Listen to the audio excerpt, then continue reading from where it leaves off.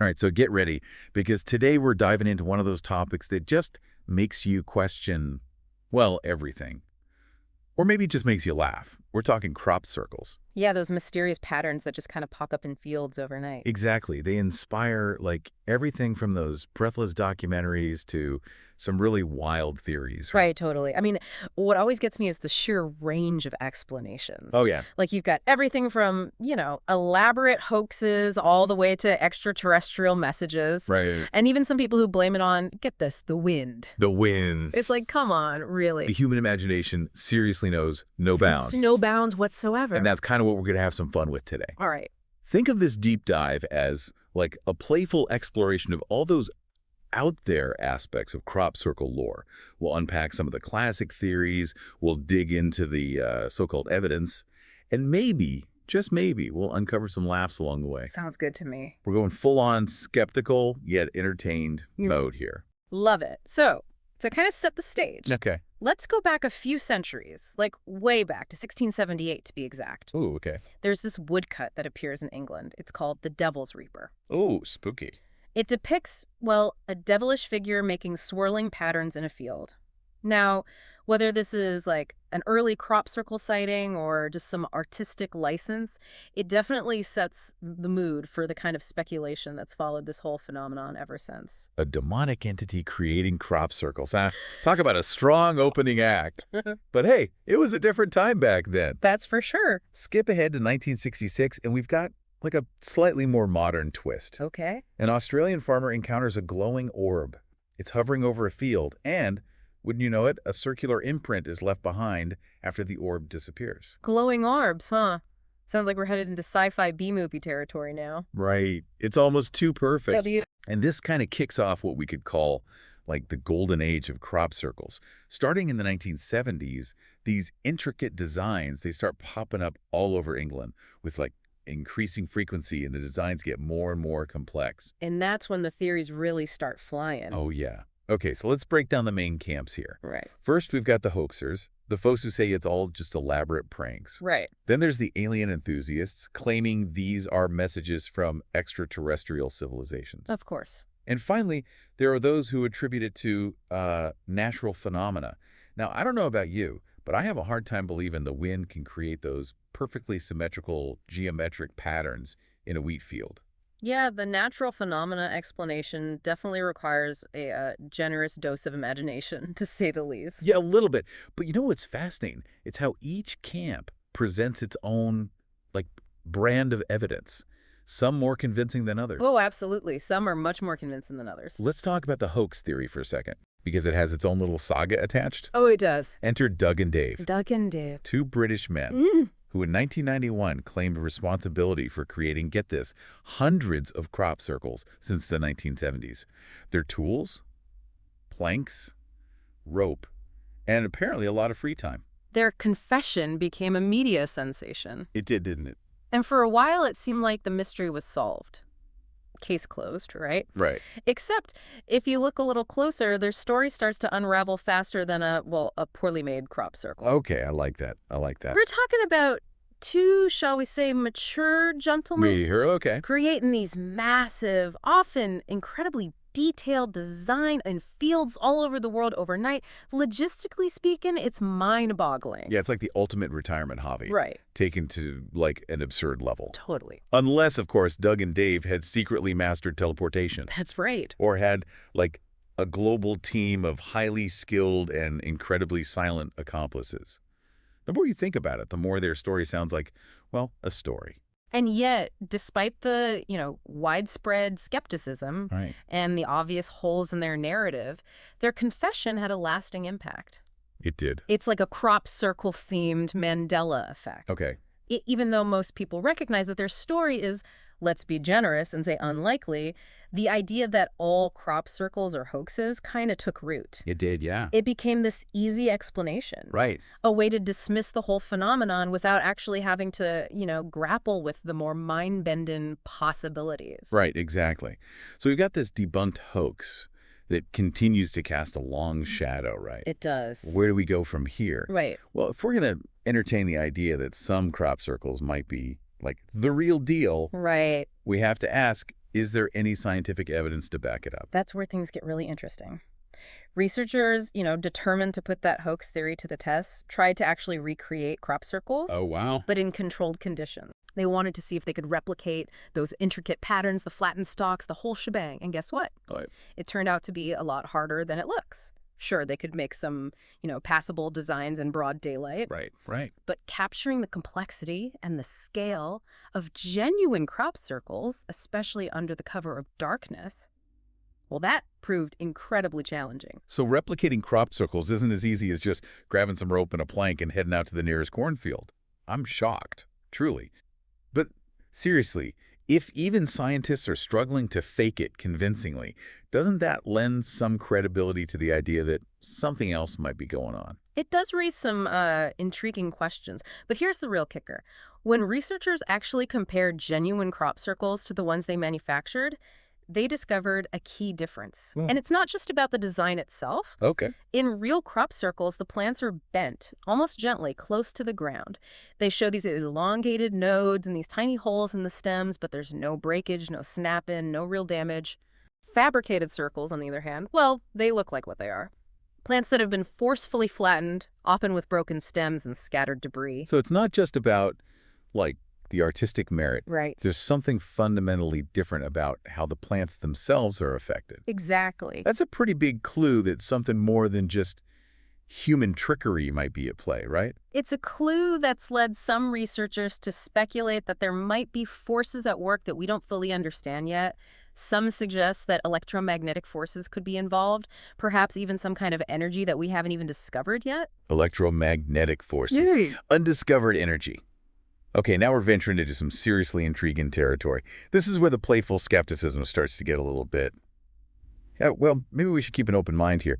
But if we entertain the idea that these aren't just elaborate pranks or Mother Nature's artistic flourishes, Right. the next big question is why? What's the purpose of these elaborate designs appearing in fields all over the world? That's a question that has sparked endless debate and speculation. And it's where the alien enthusiasts really come into their own. Let me guess. They think it's aliens trying to communicate with us. You got it. Giant, intricate messages in wheat and barley. Really? Talk about going old school. Precisely. They see these crop circles as, like, cosmic postcards. Okay. Attempts at contact from advanced civilizations trying to reach out across the vastness of space. I appreciate the sentiment, but if that's the case, their communication skills could use some work. I mean, I struggle to understand, like, my neighbor's cryptic text messages, let alone deciphering a giant geometric design in a cornfield. Right. It's like trying to solve a Sudoku puzzle in a language you don't understand. Yeah. But here's an interesting wrinkle. Crop circles have been reported for centuries, long before we had airplanes or even the idea of extraterrestrial life was really on the table. So if they're meant to be seen from above, who were they intended for? Maybe it's like an intergalactic game of Pictionary, or perhaps these aliens just have a really quirky sense of humor and enjoy watching us scramble for explanations. Now you're thinking like a tree crop circle enthusiast. But even if we approach this with a, healthy dose of humor, there are a few cases that are harder to dismiss as like mere pranks or natural occurrences. Cases that seem to suggest something deliberate, intelligent, maybe even a little unsettling. And that's where we'll pick up next time. Intriguing. I am definitely ready for round 2 of this whole crop circle extravaganza. All right. Let's do it. All right, so last time, we kind of left off with a tantalizing hint that some crop circles might be a little more than just elaborate pranks, or the wind getting creative. Right. Let's delve into some of those cases that really make you go, maybe there is something to this whole alien thing after all. Okay.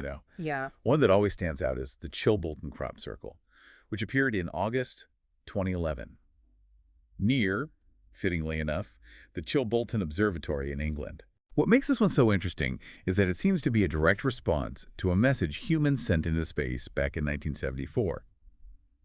The Arecibo message. Oh, wow. Okay. Hold up, were we talking about, like, alien pen pals here? We send a message into the cosmos, and they reply with a crop circle? That's either incredibly cool or incredibly cheesy. Well, let's look at the details. Yeah. The Arecibo message was this, ambitious project designed by a team of scientists, including Carl Sagan. Oh, wow. It was basically a cosmic, hello, we exist message Okay. beamed towards a distant star cluster. It contained information about Earth, humanity, our DNA, the solar system, the basics. Okay, so this Chilbolton crop circle was like a mirror image of the Arecibo message, kind of like an interstellar, we get your message. Not quite, and that's where things get even more intriguing. While the basic layout of the crop circle did mirror the Arecibo message, there were some key differences. Oh. The crop circle depicted a different solar system, a more complex DNA structure, and instead of a human figure, it showed, well, a gray alien. A gray alien. The big eye, small mouth, kind of the classic alien look. Okay, now that's just showing off. It's like they received our cosmic greeting card and said, nice try, rookies, but check out our solar system and our superior DNA. Right. It's almost like an intergalactic game of one-upmanship. Oh, you can send radio waves into space. Well, we can bend wheat into complex patterns overnight. Okay, I have to admit, if I were an alien trying to get humanity's attention, a crop circle would definitely be a more eye-catching approach than just sending a radio signal. It's like the difference between a text message and skywriting. Exactly. And it plays into our fascination with the visual, the tangible. A radio signal, even one carrying a message from another world, is like invisible, abstract. But a crop circle, that's something you can see, photograph, even walk through. It has an undeniable impact. So this Chilbolton crop circle, alien one-upmanship or not, does lend some credence to the idea that maybe, just maybe, someone out there is paying attention. It does. But it gets even weirder. Tell me about this 2012 crop circle with the binary code. Ah, yes. This one appeared a year after the Chilbolton formation, and it depicted a gray alien holding a circular disc with binary code on it. Wait, binary code? Like ones and zeros, the language of computers, are they sending us like a software update? Well, when researchers decoded the message, it turned out to be a bit more ominous than that. Oh. The message read, "Beware the bearers of false gifts and broken promises, much pain, but still time," damaged word. "There is good out there. We oppose deception. Conduit closing." Bell sound. Okay, that's straight out of the sci-fi movie script. A warning from aliens about false gifts and broken promises. Who are these messages for, and what should we be wary of? Is this like an interstellar public service announcement? Those are excellent questions, and unfortunately we don't have any definitive answers. Right. But what's fascinating here is that these crop circles, whether they're hoaxes or genuine extraterrestrial messages, they tap into our deepest anxieties and hopes about the unknown. Right. They make us question our place in the universe, the possibility of other intelligent life, and the nature of reality itself. It's like these crop circles, regardless of their origin, are holding up a mirror to our own fears and desires. Right? Yeah. We project our own narratives onto them, whether it's paranoia about government conspiracies, hope for like benevolent alien contact, Yeah. or maybe just a fascination with the unexplainable. Exactly. They become like this blank canvas onto which we paint our own interpretations, fueled by our own biases and beliefs. So after going down this rabbit hole of crop circles, alien messages, and possible government cover-ups, where does that leave us? Are we any closer to solving the mystery? Perhaps not. Yeah. But maybe that's not the point. Maybe the real value of this whole deep dive lies in the questions it raises, the sense of wonder and possibility it evokes. I'm starting to see the appeal of embracing the mystery. You know, the unknown. It's certainly more entertaining than accepting the explanation that two mischievous old men are responsible for all of this. Indeed. And if we embrace that playful skepticism, that willingness to entertain the absurd, it opens up a whole new way of looking at the world. Okay, so we've got these scientific anomalies and these cryptic messages that seem like something out of a sci-fi movie. But what about the people who claim to have actually witnessed these crop circles forming? What are they saying? That's where things get really interesting. You see, there are over 70 documented accounts from individuals who claim to have seen crop circles appear in real time. And what's fascinating is that these accounts, despite coming from different people in different locations, share some, like, striking similarities. Striking similarities, yeah. It's like they're all reading from the same script. A script written by Rod Serling, perhaps. Okay, lay it on me. What are these eyewitnesses reporting? Well, a recurring theme is the appearance of these glowing orbs or balls of light just before a crop circle forms. It's like that Australian farmer back in '66. You know, he was onto something with that glowing orb sighting. Yeah. Maybe these orbs aren't just, random UFO sightings, but the actual artists behind these intricate designs. Okay, I'm picturing these orbs, like cosmic graffiti artists, zipping around the countryside, leaving their mark on unsuspecting wheat fields. But it's not just a light show, right? There's got to be more to these eyewitness accounts. Oh, there's much more. Many witnesses describe hearing a distinct humming or buzzing sound, almost like an electrical current, you know, Yeah. right before a crop circle materializes. And then there's this crackling noise, like a static electricity that seems to accompany the actual formation of the circle. So it's not just a visual spectacle, there's a whole auditory component to it as well. It's like the crop circle is announcing its arrival with a symphony of weirdness. But it's not like someone's out there with like a giant speaker system and a laser pointer, right? How are they creating those sounds? That's a good question, and one that only adds to the mystery. But here's the real mind blower. These crop circles, they don't appear gradually, like someone's carefully crafted a design over hours or even minutes. Witnesses describe them forming in seconds, as if like an invisible force is rapidly shaping the plants into these complex patterns. Imagine standing in a field, hearing this buzzing and crackling, and then suddenly, bam! A giant crop circle appears right before your eyes. Talk about a mind-bending experience. It would be both awe-inspiring and utterly terrifying. Absolutely. It challenges our understanding of, time, space, and the very nature of reality. And there's actually some footage from 1991 that seems to support these eyewitness accounts. A photographer was filming a crop circle when he noticed a small, bright light in the sky. This light moved towards a nearby field, disappeared behind a truck for a moment, and when it reappeared, a brand new crop circle had formed. Wait, hold on. We have, like, video evidence of this happening. A glowing orb, a new crop circle appearing out of thin air. That's either the smoking gun for the alien theory or the most elaborate hoax ever conceived. It's definitely fuel for the imagination, isn't it? But even with these eyewitness accounts, the video footage, the scientific anomalies, we're still left with the same fundamental questions. Yeah. How are these crop circles being created, and why? It's like we've assembled all the pieces of the puzzle, but we're still missing the box top. That shows us the complete picture.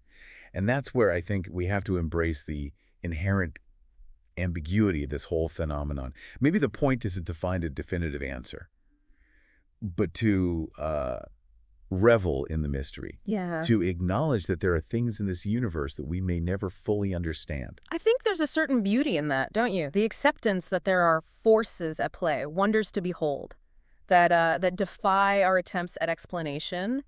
It reminds us that we don't have all the answers, and Yeah. maybe that's okay. Maybe it's even a good thing. Keeps us curious, keeps us questioning, keeps us open to the possibility that there's more to reality than meets the eye. Exactly. The mystery of crop circles challenges us to think outside the box, to expand our perceptions and to embrace the unknown. And who knows, maybe one day we'll stumble upon that missing piece of the puzzle. Or maybe we'll find an entirely new puzzle box altogether. Well, folks, we've journeyed through the fields of speculation, the forests of scientific analysis, and the misty valleys of eyewitness accounts. Where we go from here is up to you. Keep your eyes on the skies, keep those critical thinking caps on, and never be afraid to embrace a little bit of mystery. And remember, if you see a glowing orb hovering over a field, maybe just steer clear. You never know what kind of art project it might be working on. This has been The Deep Dive. Thanks for joining us on this wild exploration of the crop circle phenomenon. Until next time, stay curious.